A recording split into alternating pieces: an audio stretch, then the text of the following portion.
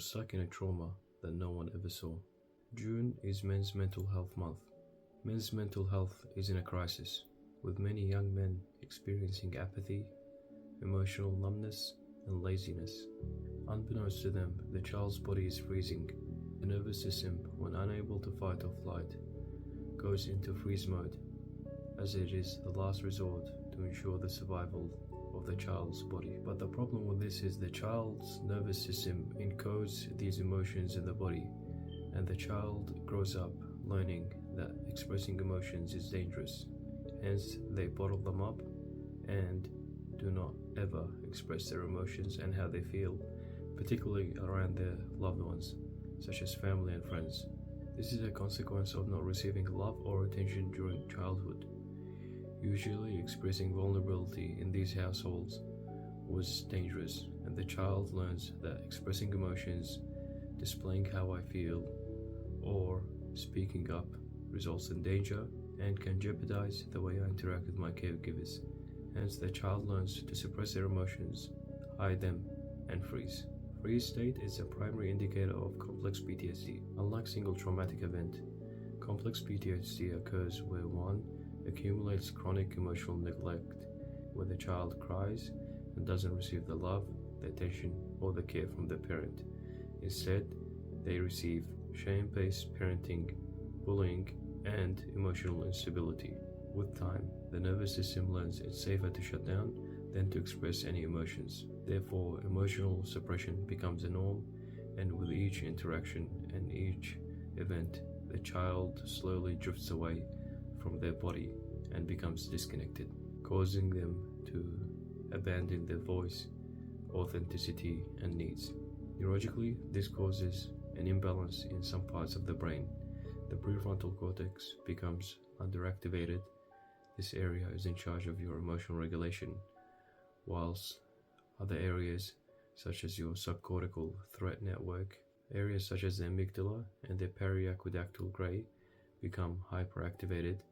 These are responsible for a quick response to threat, and it would make sense these areas are hyperactive because the body is still fighting and believes you are in an area where there's threat or perceived threat. This hypersensitivity was carried from childhood, whilst the mind remains in a fog of shame, paralysis, and confusion. So what these individuals do is they mask their trauma with a persona or a mask, such as being stoic or being chill. This is because the individual has drifted away and disconnected from their true authentic self, and remaining and having these personas on allows them to avoid facing themselves and being accepted by society, because the alternative would be becoming destructive and going on a rampage. Unfortunately, these examples are happening more often, and you see many young children aged 12, 13, 14, they can't express any emotions and they're numb. Awareness is the first step, and my advice to these young children and to these young individuals who are facing this battle is to never give up, because you have individuals such as world champions in multiple disciplines, especially in martial arts and combat sports such as MMA, UFC, 1FC, boxing. Once these individuals go on a podcast and start talking about their childhood, you see them particularly focusing on their childhood trauma, and many of them end up breaking down and crying, and that's because they've never been given the opportunity to express their feelings and express their emotions, which they have been told to bottle up and never display them. So the body learns this, and once given the opportunity, all these emotions just come rushing out. Perfect example of this was Sean Strickland, Mike Tyson. If you have these individuals who display power and the ultimate masculinity, displaying their emotions and behaving this way, it's fine for you to do the same as well, because not expressing them will result in catastrophic things. Don't let the fear of judgment, weakness, and shame prevent you from finding who you are. And to find out who you are, you need to go through many experiences. Some you will not like, but that is what growth is. you have to face pain, especially pain you've been holding on to from childhood. That's stopping you from growing, and you have to let go of that. And once you let go of that, you will become a different person. And unfortunately, many people replace these things with the gym and with going and expressing themselves in martial arts, but deep within, the trauma will always stay there, and it will seep over to other areas of their lives without them even knowing. So I think it's imperative that you recognize this. This type of masculinity isn't really masculinity. It's just an adaptation to pain. You're masking the pain with something else. Even if you reach your goals, there will always be that void. Mike Tyson is a perfect example. He's still facing and battling his demons. Psychologist Peter Walker, who developed the 4 F's, fight, flight, freeze, and fawn, says that for an individual to get out of this freeze state, they need to develop strong relationships where they're built on trust. And that's where having someone you can talk to and express yourself without fear of judgment and shame will allow you to really understand who you are, and will give you another perspective, because sometimes our mind plays tricks on us. We think we're solving something, but it's just a coping mechanism playing in the back of our mind. He also argues that freezing state is one of the most dangerous ones because people can't understand what you're going through, and you feel you're misunderstood and invisible, which makes it so dangerous. And with each experience, this gets worse and worse, and that's because you were never given the opportunity to feel safe as a child.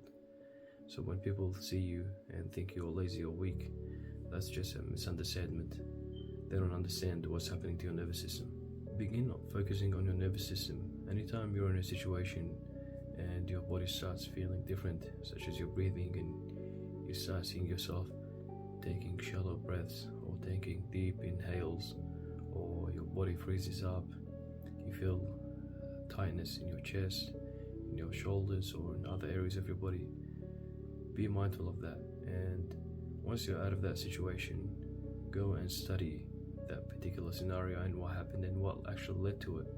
And with time, you'll understand there's a particular pattern, because your body is built for survival. And once you're in these situations, your body thinks you're in a threat, and that's why it starts producing these behaviors to self-regulate. Somatic therapy is another amazing option, opening joints and areas in the body where there's rigidity and muscles are fixed and unable to move freely, such as the hips and shoulders, will have great yield as well on your mental health. This is because trauma is embedded in these areas, and once you open them, you will start feeling your nervous system become in a much more safer place. Breathwork is another option as well, focusing on your breathing and maintaining presence.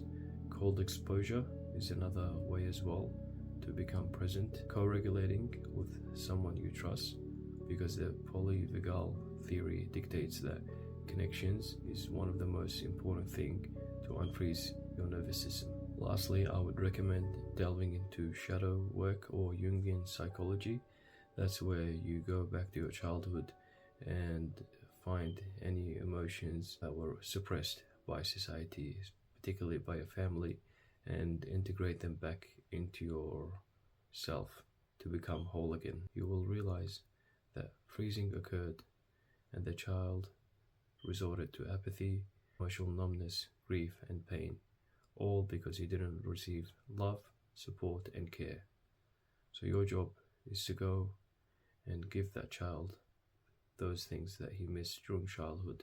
The journey may be long or short for others, but one thing is for certain: once you embark on this journey, you'll never be the same person again.